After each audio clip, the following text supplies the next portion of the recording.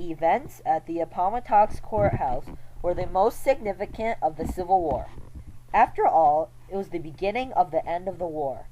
On April 9, 1865, Lee's and Grant's troops ensued in a small battle after Lee had been retreating west.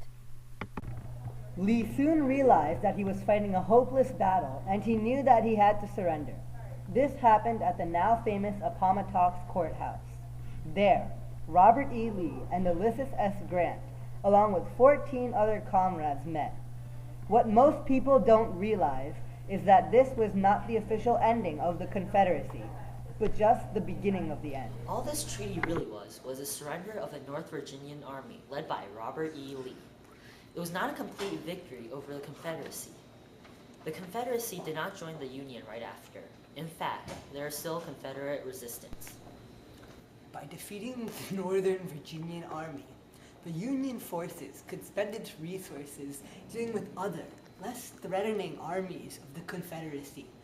One by one, they all fell. So essentially, the significance of the surrender at the Appomattox Courthouse was that it marked the beginning of the end of the Confederacy, as its strongest force had been officially defeated here.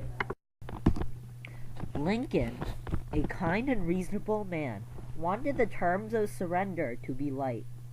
After all, he wanted the Confederacy to rejoin the Union, and the smoother the transition into a new nation was, the better off the country would be.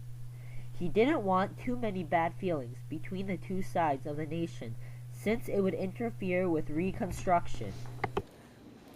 Lee essentially had one of the best deals possible in terms of his surrender. This is because Lincoln wanted the terms to be easy on the Confederacy. None of Lee's soldiers would be tried for crimes against the nation, like treason, and they would all be allowed to go back to their homes. They could bring 3 days' worth of rations, and their supplies, like horses and their personal weapons, would be brought with them.